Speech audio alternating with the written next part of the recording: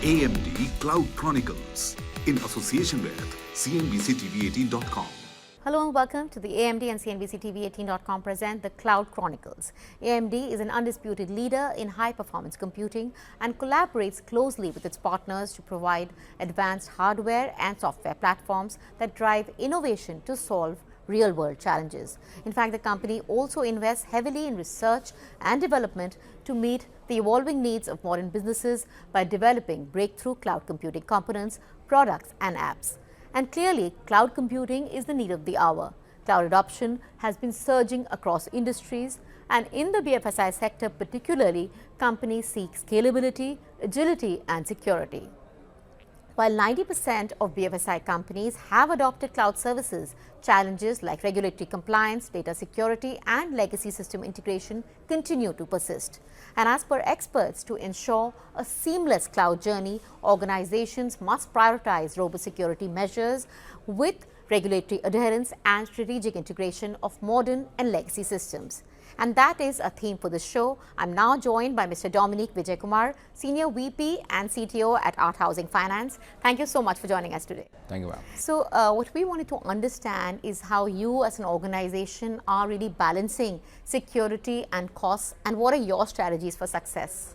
There are two things to it. It all depends on the kind of business we do. Since I come from a typical BFSI segment and NBFC, which is a regulated organization, for us security becomes the topmost priority, compliance, security and data important. So that's where we look at cloud compute as one of our solutions, because what happens when you have a cloud computing, your capex doesn't get involved much. Whereas in a cloud compute, more work on operating costs. So you pay as you use. So that's how we do it. And security we maintain in such a way that both physical and the logical security. Data security is very important for us because we carry a lot of customers' data right from their KYC, and everything is there with us. So we are solely responsible for their privacy and holding it.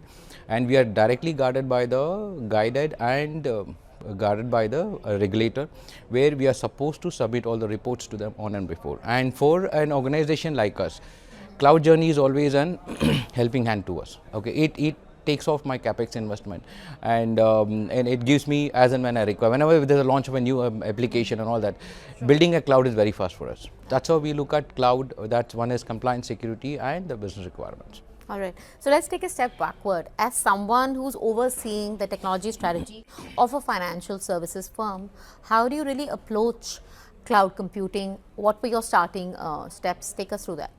So whenever we we had an in-house data center, so we decided to migrate ourselves onto the cloud. So cloud was something which was making big noise in the market. So what we decided, it all depends on the kind of business. So we plan it for a 5-year business strategy, and the capacity planning is being done, and then we start planning how we are going to migrate your data without impacting your business. Because when you have an in-house data center and you're moving an existing data onto a cloud, you will always have an impact on the technology, your business, the numbers, everything comes into picture. Keeping in mind, we migrated an hybrid culture. Sometimes we used to do it late in the nights for that thing without impacting the business. Then the security was topmost priority for us. What layer of security we have, what kind of rights we are going to, because when you host on the cloud, there are different kinds of cloud, public and private. Since we are on a public cloud, your rights towards the data is limited. And second thing, the geographic, where we are going to host your thing, where is your data center going to be, where is your DR going to be. So all that was very well planned, and it was executed in such a way that we choose data centers which is in compliance with the regulator, like basically RBI and NHB and all that. That's very important. That's a basic thing, because when you go with them without anything, then you get into problems.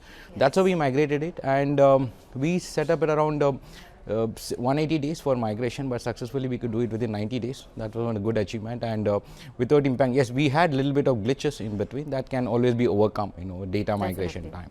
That's how we did that. So Dominic, as we were discussing, the financial services industry of course deals with a lot of sensitive data. So at your organization, how do you ensure that the cloud infrastructure remains compliant with the stringent data privacy regulations? As I said, we have a tight SLAs with these guys, and before we choose any cloud partner, we may see that these guys are under the regulatory compliance and all that. Second thing is, data is my duty to safeguard it. So I'll carry on certain tools, like right from your masking, user level access has been limited, who has to do what, when, what and how, and periodic audits have been conducted, and the sensitiveness of the data is always been on the topmost priority for us. We keep all the data encrypted, two-way encryption is being maintained, so that at no point of time data gets, in case I lose my data also, it's of no use for anybody for that matter. And your firewall policies have been in a very stringent way, so incoming and outgoing traffics are very crucially managed. Why I'm talking to you more about the micromanagement, because if I fail in this micro level, I'm tend to fail in many things. So we can speak a lot of things on that. But when it comes sensitive, as I say, sensitivity of the data is customer data is topmost priority for me. In that way, I see that all the data is encrypted, stored, backups are regularly done, DR is being done, so that these are something, if one fails, I can take over another, and no point of time the data goes to in a wrong hands. And backup, which we always keep talking about, is why, because anything and everything happens, your backup can always recover your business, and you can always build back the customer's data what is being lost, and this can build the confidence in the customer also. So sensitiveness of the data, right from masking, encryption, database level, that has been at every stage we maintain. That is, as I say, data in motion and data in rest has been encrypted, and it's my duty to take care of it. That's how the team has been built. So we are very, very crucial on that. So how important are the make and specifications of the processor, while choosing the right cloud computing solution? So when you look at as I said, computing is very, very important for us. Any application, any business has to run, it has to have proper computes. So for that compute, we start using the processor. Processors again depends on the kind of, like when I go back to the books and see trillion processors, microprocessors are built on a processor. So it all depends on what kind of processor you are going to use, how it's going to, it's not only the processing speed, it has to even support the GPU also, basically the graphical interface, the kind of capacity it is being. So right now, some of my VMs, what I use is, like I use AMD as some of my processors, where I find, because we are doing Aadhaar masking is one of the topmost example which I give, where I build the VMs on AMD processors, so that the performance based, the data which is supposed to be completed in 90 days, we are trying to crunch it by 60 days. So we are using these processors, and some processors, I work on the hybrid model. We don't specifically go with certain brands. So processors powering your cloud VMs are of course a very critical factor. Because without that you cannot do it. Your applications are built on that, because today your applications with such user interface is so heavy that you need to have a strong processors. Without that you cannot run a show of that. And end of the day, if the end user is not able to, or my customer is not able to access my website on time or can't do a transaction, then you've lost that. My whole technology fails. So my customer, I tend to lose my customer. Second thing, the confidence in my customer goes off on an organization like art. So that's where we look at it, because if my background is strong, and again it depends on the CPUs, the kind of RAMs we use, computes we build, that we are very, very keen on that. So we were discussing about security, but when a company considers cloud adoption, costs are also a very obvious and upfront concern. So how did you grapple with the upfront costs, and how did you convince your senior leadership about the cost-benefit ratio, when it came to your cloud computing journey? This cost, convincing my management of the cost is always a challenge, especially when it comes to CFO level. Okay, they always have their mindset, and we always have a clash on that. See, end of the day, it's a business. You got to safeguard your business. You have to grow, you need to invest money. And there are certain places where we see that, the cost is not incurred more. We try to maintain that. What we did was, we did a very proper study with the existing data center, the capacity planning. And on that basis, we always build a buffer on that and start building it. And first 6 months after hosting the data center, it's more of a maturity period for us to understand how your system is going to behave for you. And on that, you can start decreasing.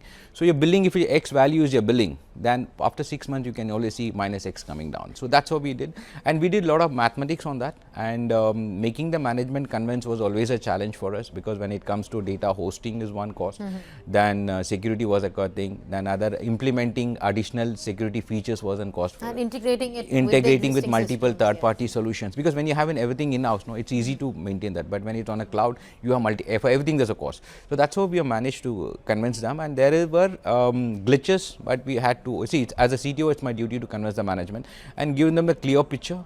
It's eye-opener for us. So we don't do an upfront capex investment, so you save a lot of money in that, but in a long run you start investing it. But it's when you look at the TCO of it, it cannot be not very high than the in-house data center. So in that way we are convinced. And cloud is anyway a pay-as-you-go option. Yeah, it's more of that. All right. So tell us, how important are the make and specifications of the processor when you're considering a cloud computing solution? See, here we have to be a little bit very cautious, because compute plays a very important role when you are accessing any application during the peak time, during your non-peak time. We were very keen on having we work on the virtual environment. So virtual environment, again, it is upgraded. The processor speeds have been all looked at. So we are considered AMD as one of the processors for us, keeping in mind the kind of the GPU output it's been giving, the graphical interface it's been using for us. That's how we consider. But AMD is now which is being brought in. So we are very keen on the compute speed. Compute is very important for us. So we look at the processor from all the angles, it's at the peak time, non-peak time, and the kind of processor it's been, the capacity it can hold for us. It shouldn't be like, it goes at a peak time and then crashes off. Then that's what we considered, parameters is very, very clean for us. There's a checklist which has been maintained, and we go as per the parameters. So in your mind, the processors powering the cloud VMs are a very critical factor. Very, very critical, because your applications are hosted there. You're hosted somewhere in Mumbai and you're accessing applications sitting in Rajasthan, and you need to have a sufficient amount of, because at one point of time you'll have 100 people hitting the server. So your compute should be sufficient to give your output out. The capacity. Yep. Yes. So what considerations should a business really keep in mind while choosing the right solution, for the cloud computing requirements? What would be your suggestions? See, any business which has to look at for a cloud solution, one is you need to look at the kind of business. First is your business. What's your business plan? It's for your for 5-year plan, 3-year plan, because normally what happens, technology is something which keeps upgrading every 3 months time. So you need to do a proper capacity planning, and this capacity planning should be in line with your business numbers and the financials, what you're going to do that.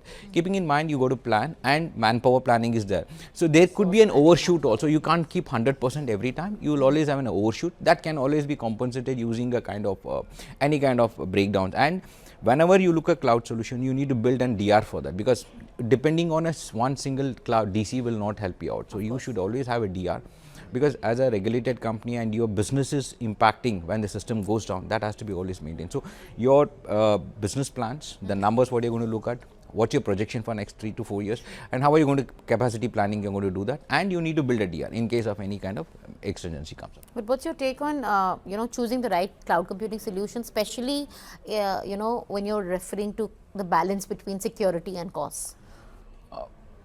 First priority is security. That's where top, because obviously nothing comes without a cost. So again, it all depends on the cost comes. If your numbers are more, you can always have better commercials. If your numbers are less, obviously you go to pay. And when you try compromising on the commercial cost, you tend to compromise on your security, which is going to be a disaster for us. So that shouldn't be there. You should always have a proper balance between the cost and the requirement. And cost is always something which you can recover it in the longer, because when you look at the ROI over a period of time, you can always get your ROI up back. That's how you normally build it. I always do that. I always see that if I put X value more, I am able to get it back, because the ROI is shown in a period of time. That's how because if you start crunching yourself, then you tend to lose your business. End of the day, and then you end up compromising stage. Sure.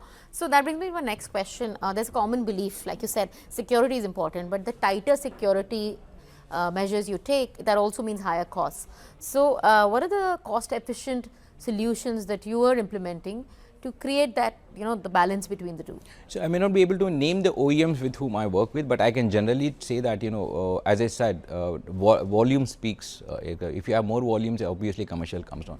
And always do a proof of concept before you implement any kind of solutions, because end of the day, your breach happens more at your internally. 80% of breach happens within your organization. So that's where you go to control your endpoint security is there.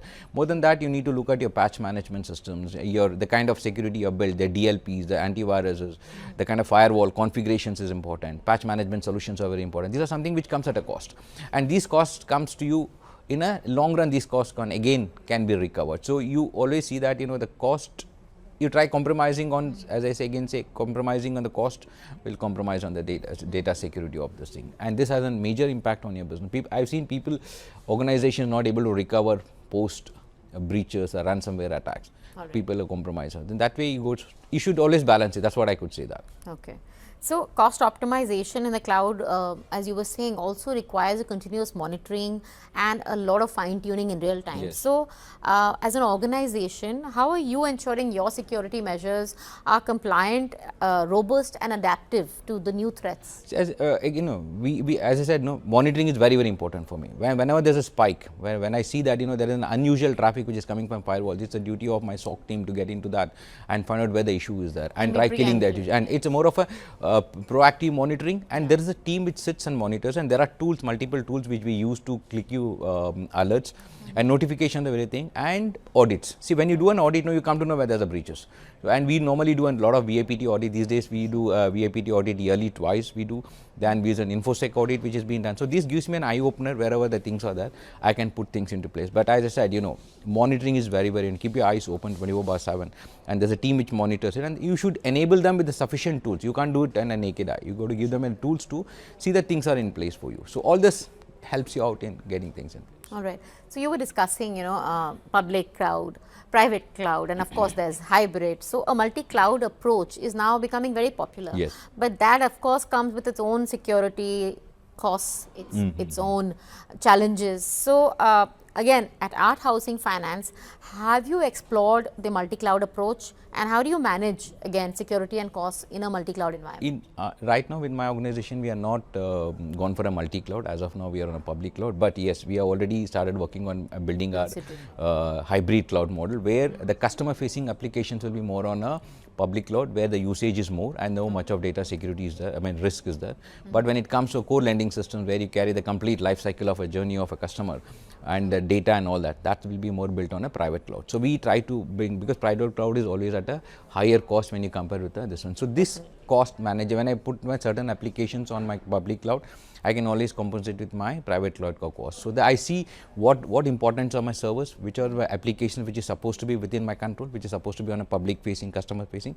We bring that, and that gap is always filled. And yes, there will always nominal increase in your financials as we grow, because again, compromising on the cost is like compromising on the security. Which one cannot be. Which cannot be. Yeah. So for companies that are still considering, to make this move, and the concern is primarily either security or cost concern, what would be your advice from your learnings? It's again, never compromise on security. And yes, in any startups, or you talk about a startup or a new organization which is starting up, planning is very, very important for us. And you don't overshoot. Don't buy something which is more than your requirement. You always buy something which is within your scope, and build a stronger solution. You always have a good team, skilled team, because when you have a skilled team, it is good to get things in place. And look out for a product which is well used in the market, approved in the market, and the maturity level the product is in the market was 5 years, 6 years. So that gives you an output of it. It's today you find any new product which is coming and launching with hundreds of freebies and saying that everything can be done. Yes. But end of the day, that comes with a loss. And never usually a catch when it's too good to be true. Never use a product which is free of cost. Free of cost, you get downloaded, you can use it, but that again comes with a cost and comes with a high risk. So always consider everything in place. And business is very important for us, and when you're doing a business, customers' data is very important, because as a reputation, financial loss is two things which can bring down an organization, and that has an impact directly on the and especially in the financial services. Financial industry is very, very crucial for us. This is it's a bread and butter, and I'm supposed to keep my eyes open, and my team is supposed to keep their eyes open and see what's happening, and this helps the business to build. Of course, that's how we do. All right. So looking ahead, what are the next milestones that you have set for your cloud journey at Art Housing Finance? See, for us, we have decided that we will 100% have all our applications on the cloud.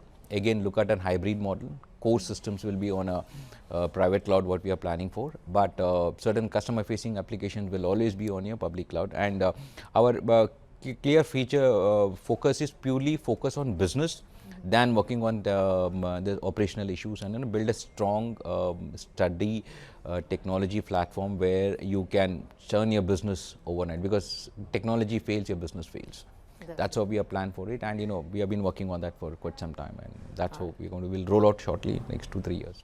Sure. Thank you so much, Dominic, for sharing your valuable insights. And clearly, organizations can prioritize to protect sensitive data by leveraging the cost efficiencies and scalability that cloud solutions can offer. Art Housing Finance has shared its strategies for success in balancing security and costs in cloud adoption, and clearly that requires a strategic approach that considers both current and future needs. That's it from all of us, and thanks for watching. AMD Cloud Chronicles in association with cnbc tv18.com.